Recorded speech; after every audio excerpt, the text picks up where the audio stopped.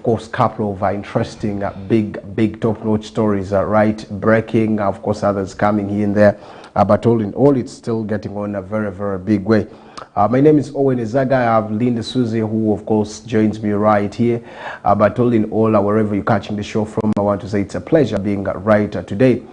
For yet another day in office. Now, all in all, let's start with the big stories coming in. There are a lot of transfer speculations moving around and a lot of talks coming from different clubs here and there. I just did tell you 1st July is a very big one coming right there. But of course, in the Formula One also, there's a talk about the man by the names of Lewis Hamilton, who of course is being talked about in there. What exactly are they talking about him? I'll also be telling you right there. And Sekafa Kagame Cup draws and the dates are also out as I talk, and of course its format has been revealed right there. And then we did also see Simba confirming the services of the man by the names of Stephen Dezo Mukwala, whom they acquired in the due course. So now all that's one big thing that you should be talking about, because we talked about more yesterday in the Susie. Good afternoon.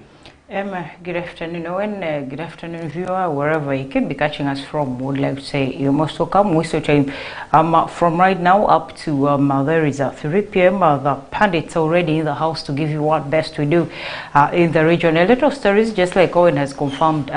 Basically, we have a lot to tell you within the transfers. We did talk about yesterday Lugazi, of course, welcoming Sempiju in there as a head coach, and then Mary Nuba continues to, of course, to torment their opponents in all the netball fixtures in there, and a lot more stories are from now up to 3.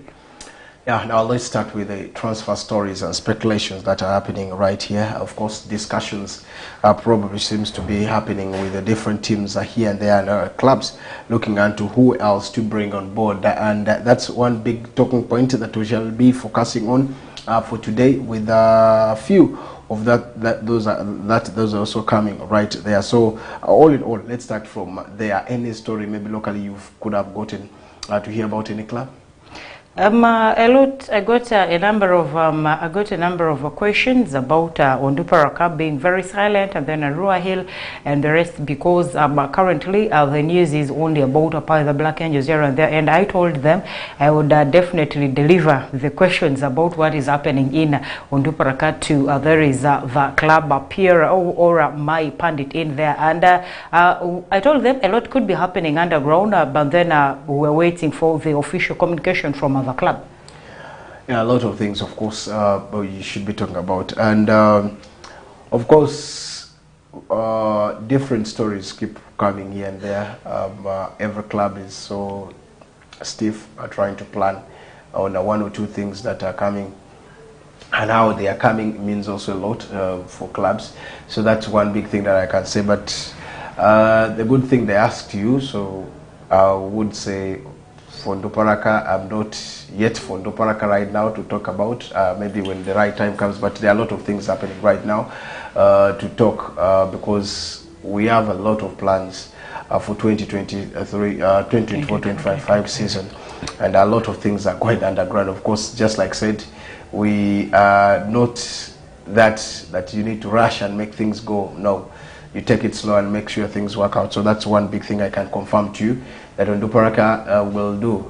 For us, we can even do all the business, and we just come and unveil them once in a stanza. So that's one big thing that you should be expecting at a Greenlight Stadium.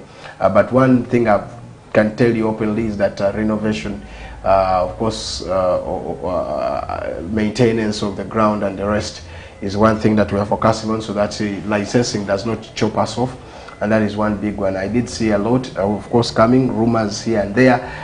Yes, I will always say yes or no when things work out well. So let's start with the big story. Now, Lugazi Football Club have confirmed the signing of defender Bashir Asiku from that is the team of Gaddafi FC, according to reports coming from Sheet Sports. And remember, Asiku spent a very good time closing, of course, the stage of the season at that is Gaddafi, of course, who were released, and indeed it has happened. So Lugazi are doing a lot. They're doing quite a lot. I remember we had some of the discussions yesterday in our consequent show where we did see them also trying to see where matches they have qualified. They know because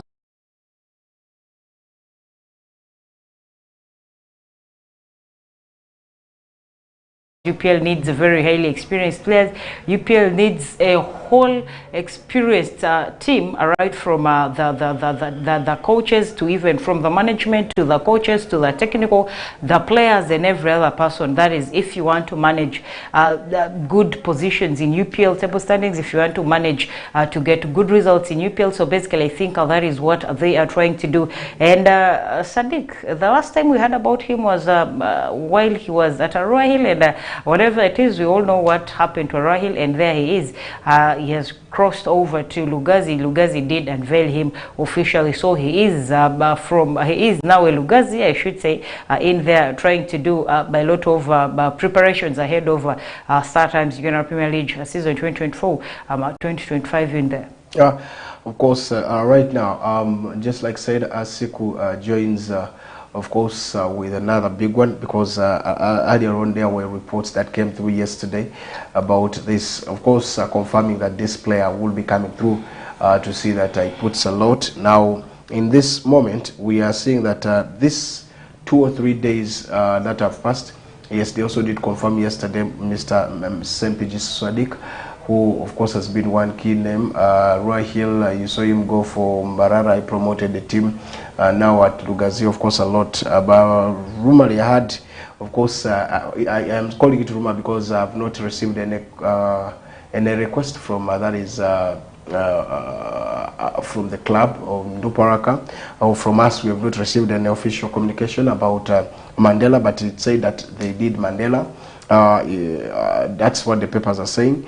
They want him to join the team, and other papers already written that he has already crossed over.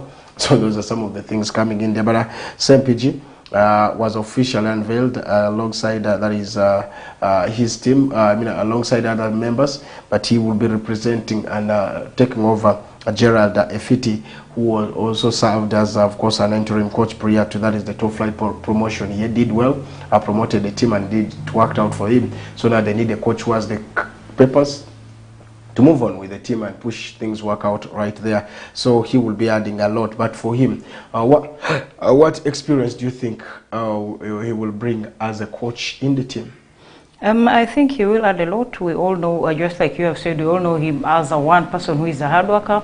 He has helped in a lot of teams in their promotional journeys. He has moved with a lot of teams from a lower league division to, of course, one better league that is ahead of where they are from. He has promoted in a couple of teams, just like you had said. And he carries with him a vast experience. He carries with him hard work. He carries with him a lot of tactics, gameplay, and all that could possibly help in Lugazi ascertain and maintain themselves in the areas of the UPL. Because just like I had said, Lugazi has been in UPL, and they know it's not an easy one in there. They know the heat that is in there. They know the attention that it comes up with. And of course, good results attained in there come normally through hard work and a lot of pressure. So basically, getting in the services of there is Sempiji Sadiq is quite a very good one for there is a team Lugazi.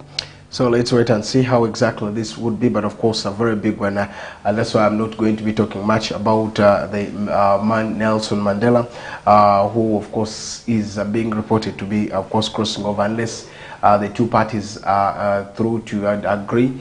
I can confirm to you that at Nduparaka, they have not yet. I can refute that for you, that Nduparaka has not yet received an official request of this player, who of course would be in there. So I can't say here because they also, yes, indeed, he signed he had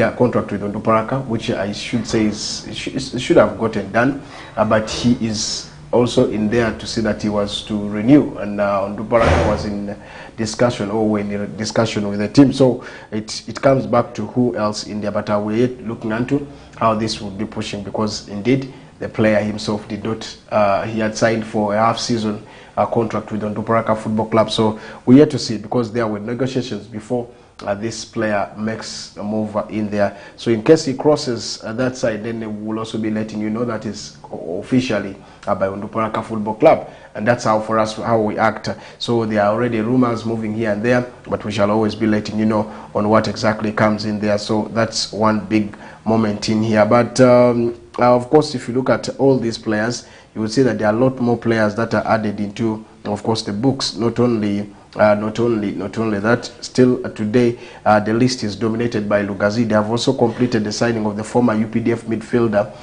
who of course has been very, very good to the team.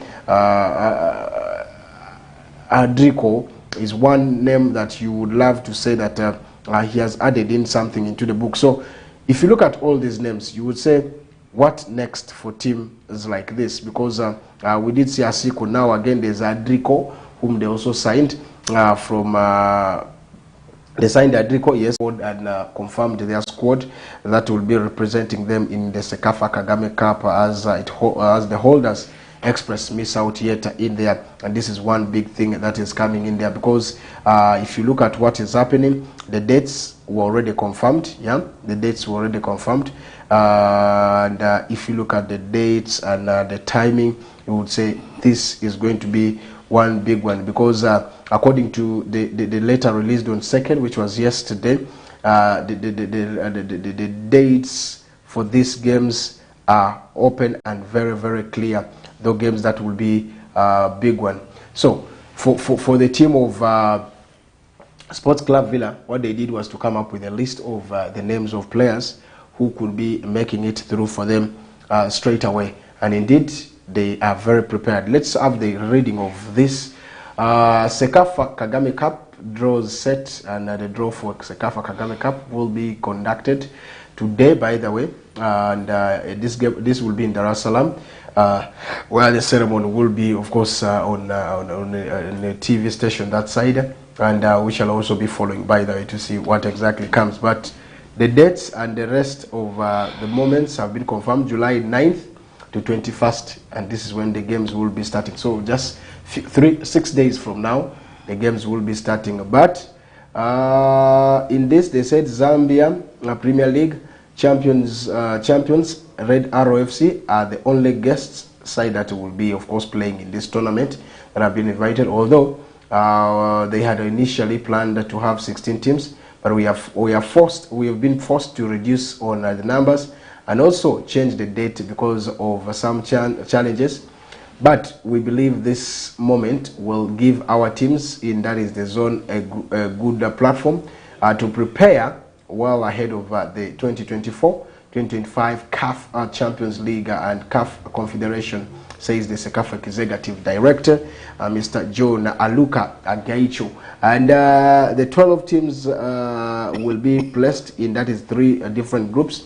And that is what exactly will be coming. That means there are some teams that will not be coming, just like how we talked about the other time, that they say they have engagements, they are preparing in for their Champions League, they are preparing for this and that. So right now, as I talk, the confirmed teams include Coastal Union FC, and then you have Singida Black Stars of Tanzania, then you have Gor Mahia of Kenya, then you have Sports Club Villa of Uganda, you have Djibouti Telcon FC of Djibouti, then Dekadeha FC of Somalia, you have Al Ahli of course, Al Ahli and Al Wadi of that is Sudan, then you have APR FC of Rwanda, you have JKU Sports Club of Zanzibar, and El Merreikh Bentoua of South Sudan, and not forgetting Red Arrows of Zambia. So that's how it is, and these teams will be participating. There are 12 of them that have been